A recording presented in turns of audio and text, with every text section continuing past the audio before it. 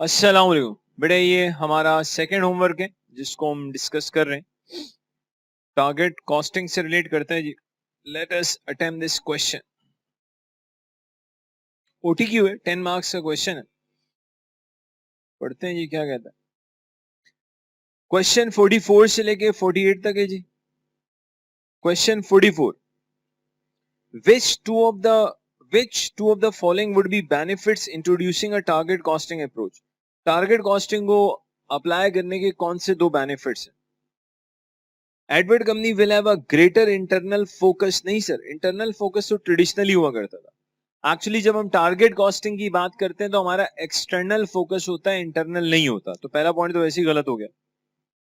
Cost control can begin at the design stage, make sense, बिल्कुल सही जी। Designing stage से ही हम कॉस्ट कंट्रोल की बात करते हैं। Basically target costing feed forward control की बात करती है कि शुरू से ही कॉस्ट को कंट्रोल करें, ना कि फीडबैक कंट्रोल जो कि वेरिएंस एनालिसिस में होता है। वेरिएंस एनालिसिस में बेसिकली फीडबैक कंट्रोल होता है। वेरिएंस आ चुका होता है और फिर हम इन्वेस्टिगेट करते हैं कि ये फेवरेबल या एडवर्स वेरिएंस क्यों आया है। पर टारगेट कॉस्टिंग में बात थोड़ी अलग है। हम शुरू से चाहते हैं कि हमें पता हो कि यार मतलब फीड फॉरवर्ड चलो ताकि मसला ही ना हो। Edward company will be able to pass cost increase to customer, never जी। टारगेट कॉस्टिंग में तो भाई पूरी रिसर्च कैरी आउट करने के बाद एक कंपेटिटिव प्राइस डिसाइड की जाती है, तो कॉस्ट तो आप बढ़ा ही नहीं सकते, ना ही उसको कस्टमर के ऊपर डाल सकते हैं भाई।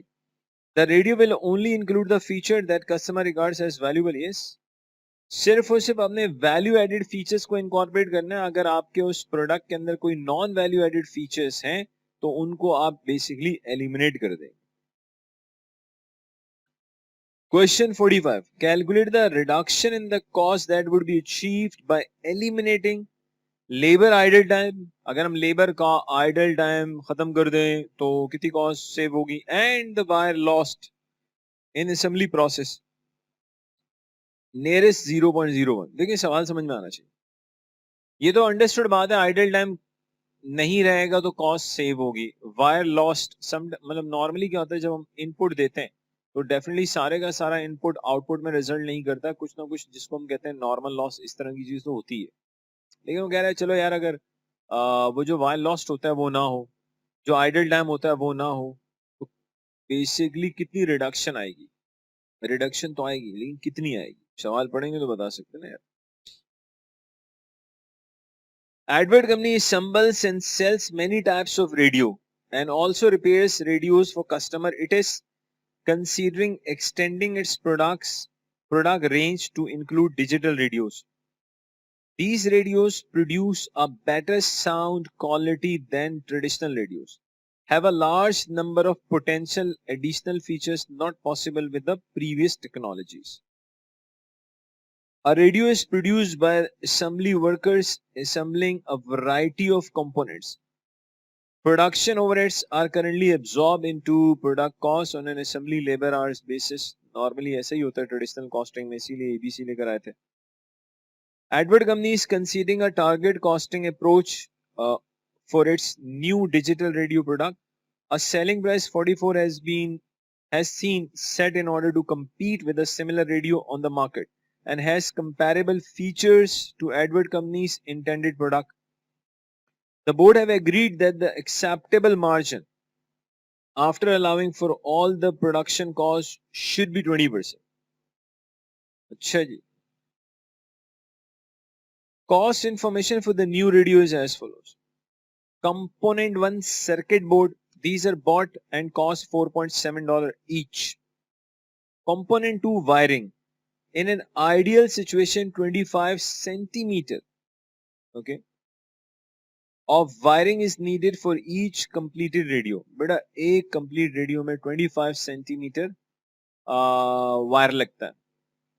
ओके, एक मीटर में 100 सेंटीमीटर होते हैं। क्या बात है, एक मीटर में 100 सेंटीमीटर होते हैं।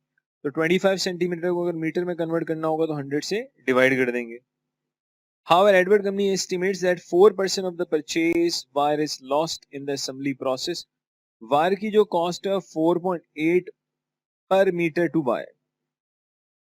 वायर की जो कॉस्ट दे रहा है दैट इज 4.8 पर मीटर टू बाय।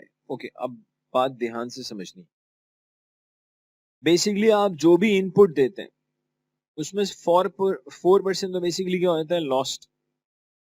इसका मतलब है जो आपका आउटपुट होता है लॉजिकली वो 96% होता है।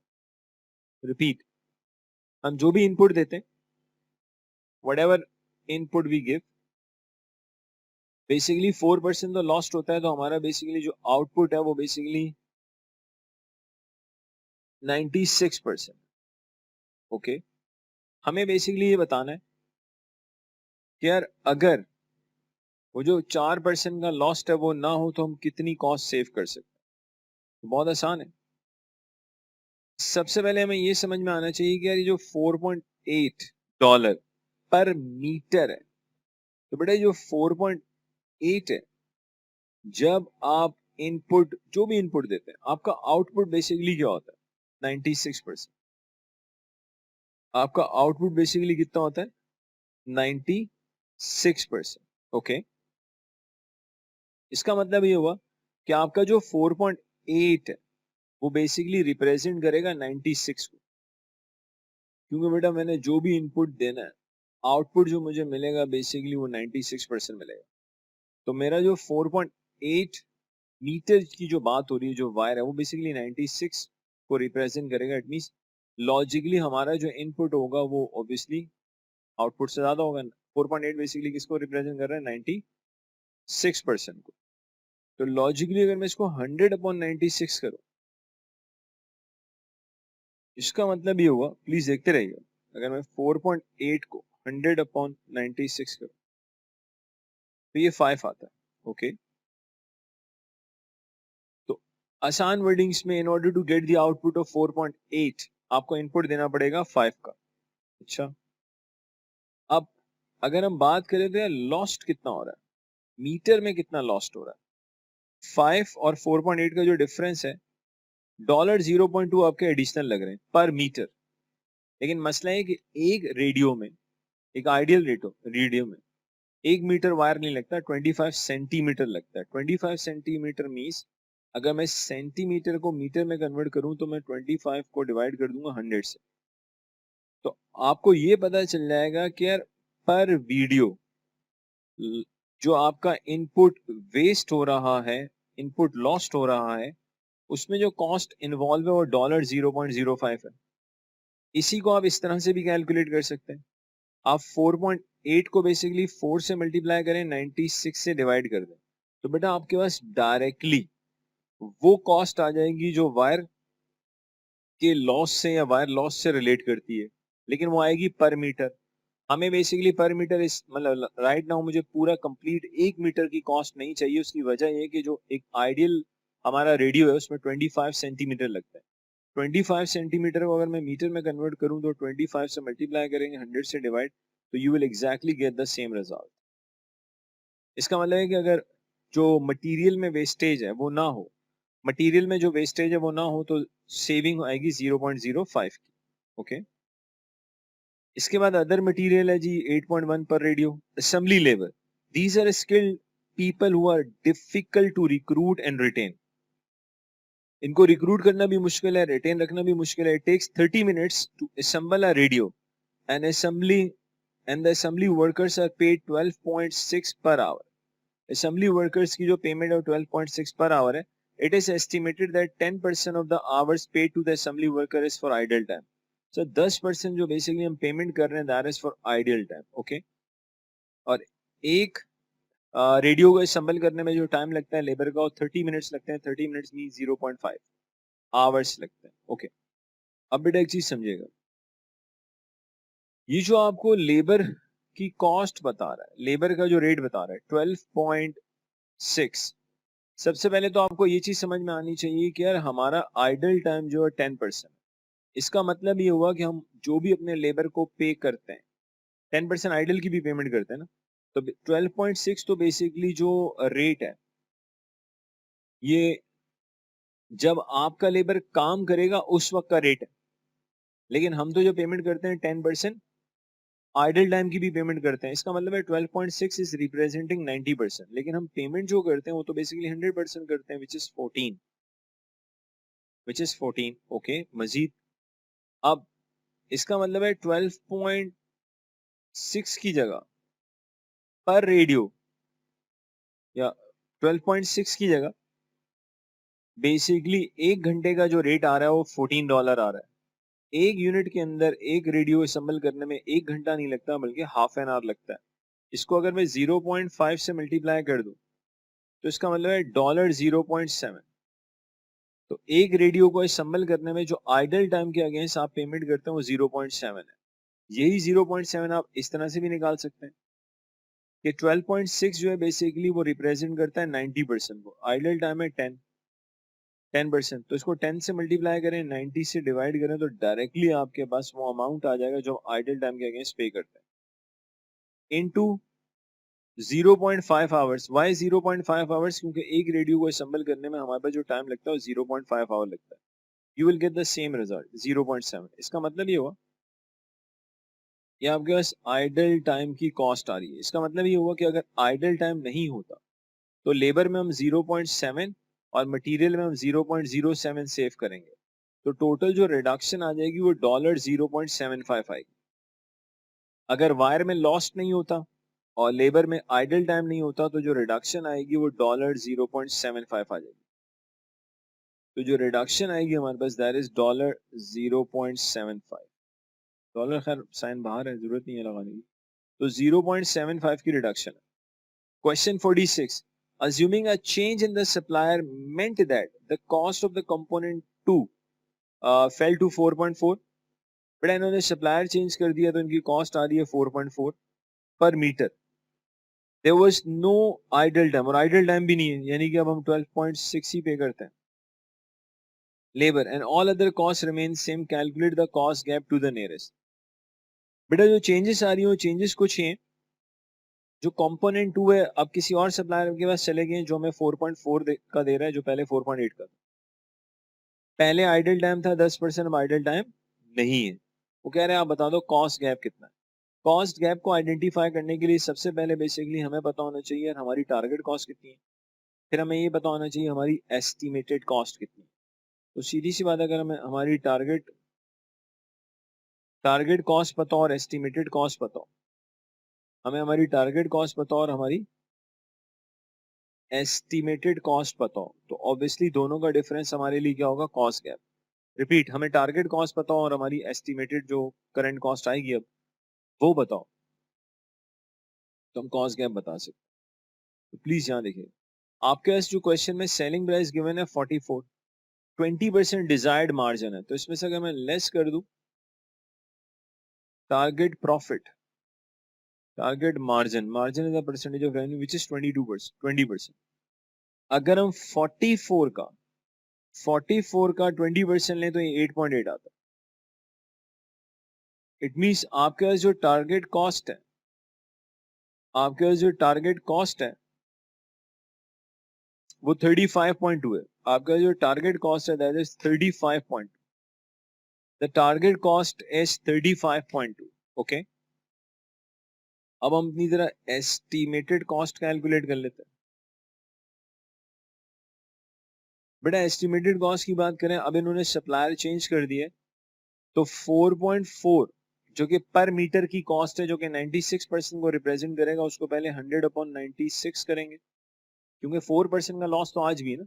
ये थोड़ी कहा है उसने इस सवाल के अंदर के 4% का लॉस नहीं हुआ, सिर्फ सप्लायर चेंज किया, 4.8 वाली चीज 4.4 में मिल गई।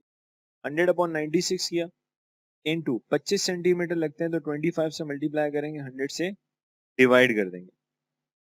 ठीक हो गया जी हमारे पास। तो ये हमारे पास इसके अलावा क्या सिनेरियो है जी? इसके अलावा एस्टिमेटेड कॉस्ट मजीद देखें क्या क्या हमारे पास कॉस्ट मौजूद है। बेटा इसके अलावा अदर जो आपके पास मटेरियल है, अदर जो आपके पास मटेरियल है वो 8.1 है और कंपोनेंट 1 इज 4.7, तो ये 4.7 अपनी जगह पे मौजूद है, 8.1 अपनी जगह पे मौजूद है। तो ये 4.7 आ गया प्लस 8.1 आ गया प्लस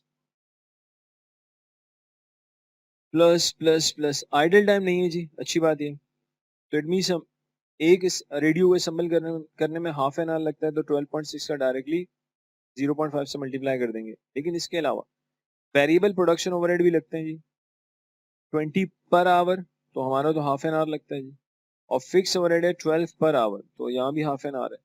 तो बेसिकली 12.6, इसको भी 0.5 से मल्टीप्लाई करेंगे तो लेबर की कॉस्ट आ जाएगी, 20 को 0.6 से मल्टीप्लाई करेंगे तो वेरिएबल प्रोडक्शन ओवरहेड आ जाएगा, 12 को 0.5 से मल्टीप्लाई करेंगे तो फिक्स ओवरहेड आ जाएगा। तो आप चाहें तो इन सबको एक साथ भी ले सकते हैं। आपने 12.6 प्लस 20 प्लस क्या था, was 12,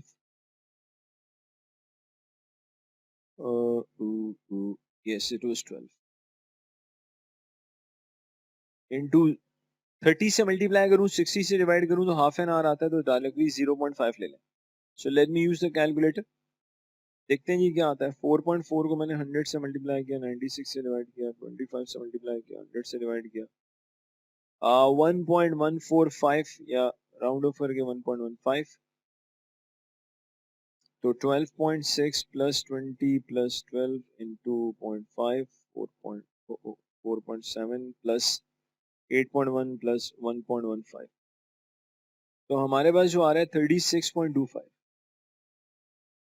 तो करंट एस्टिमेटेड जो अब कॉस्ट आ रही हो 36.25 आ रही हो, टारगेट कॉस्ट 35.2 है, कॉस्ट गैप आ जाएगा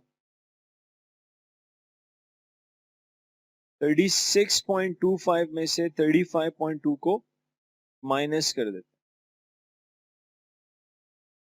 तो हमारे पास जो कॉस्ट गैप आ रहा है 1.05 आ रहा है, हमारे पास जो कॉस्ट गैप आ रहा है दैट इज 1.05। तो बेटा जो कॉस्ट गैप है आपके पास वो 1.05 का कॉस्ट गैप आ रहा है। Okay, which two of the following are the measures that Edward company might wish to use to reduce the cost gap? कौन से दो ऐसे मेजर ले सकते हैं ताकि कॉस्ट गैप को क्या किया जा सके, रिड्यूस किया जा सके। ओके, बात कर लेते हैं। Only including standard components in the radio, यार सिर्फ which two of the following are measures that Edward company might wish to use to reduce cost gap, यार सिर्फ और सिर्फ स्टैंडर्ड कंपोनेंट इस्तेमाल करते हैं। ऑब्वियसली अगर आप बहुत ज्यादा हाई क्वालिटी के कंपोनेंट यूज करेंगे, बहुत ज्यादा हाई, तो कॉस्ट बढ़ेगी। अब स्टैंडर्ड कंपोनेंट्स में चले जाएं, including additional feature that competitor, नहीं सर, ये आप मजीद फीचर्स वगैरह लेकर आएंगे तो कॉस्ट गैप कम नहीं होगा, बेसिकली बढ़ेगा। Analysing cost into cost pool नहीं यार, वो तो एबीसी की तरफ चले जाएंगे। Increasing the automation, obviously automation of the manufacturing process, जितना ज्यादा चीजें ऑटोमेट होती है नॉर्मली कॉस्ट कम होती है। अच्छा, इसके बाद देखिए क्या कह रहे हैं, विच of the following would B a problem with introducing a target costing approach to the repair service provided by Edward company? कौन सी बेसिकली प्रॉब्लम है, बात कर लेते हैं। The outcomes of the repair services cannot be specified properly. Basically वो कह रहे हैं जो रिपेयर के आउटवर्क है वो हम क्या नहीं कर सकते, स्पेसिफाइड नहीं कर सकते प्रॉपरली। उसकी वजह ये कि बेसिकली वो कह रहे हैं outcomes of the repair services can not be specified properly. नहीं यार, ये तो आपको प्रॉपरली, अगर मुझे सर्विसेज प्रोवाइड करनी है रिपेयर्स की, तो आउटकम तो पता होना चाहिए ना कि इस सर्विस के बाद ये आउटकम मिलेगा, तो आउटकम तो आप बता सकते हैं। तो हमें बताना है which of the following would be a problem, तो पहला वाला तो प्रॉब्लम नहीं है। The repair work carried out will vary according to the problem found, ये जाहिर सी बात है इशू आएगा। रिपेयर का जो वर्क है, रिपेयर का जो बेसिकली वर्क है सर, वो तो डेफिनेटली वेरी करेगा, हर दफा के प्रॉब्लम के ऊपर डिपेंड करता है। The time of skill labour use in the repair process has to be costed, तो प्रॉब्लम कैसे हो, कॉस्ट तो आएगी। The service is carried out when the customer requires it, ये बात भी ऐसे ही होता है, जब कस्टमर को जाहिर सी बात है जरूरत होगी तो ही हम बेसिकली रिपेयर की सर्विसेज देंगे, ये कोई प्रॉब्लम वाली बात नहीं, सिर्फ एक ही इशू आ रहा है इसमें।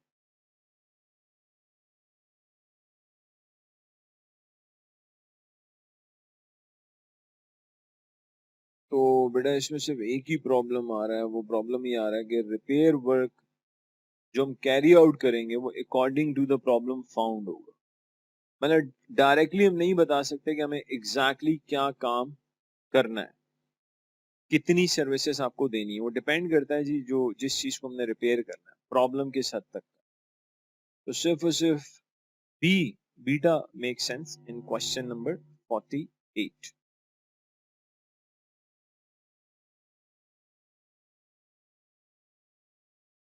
तो बेटा ये हमारा सेकंड होमवर्क था। आई होप के हर चीज क्लियर है। तो बाकी ऑफ कोर्स कोई मसला हो you can ask on WhatsApp. जो हमारे एनरोल्ड स्टूडेंट हैं डेफिनेटली व्हाट्सएप पे सवाल पूछ सकते हैं। जो बेसिकली हमारे यूट्यूब के स्टूडेंट है वो यूट्यूब पे देखें, वहाँ लिखें जो भी है। सो कोशिश करें जो लोग यूट्यूब पे हमारे लेक्चर्स देखते हैं चैनल भी सब्सक्राइब कर दिए करें भाई का। सो जज़ाकल्लाह जी, अस्सलाम वालेकुम।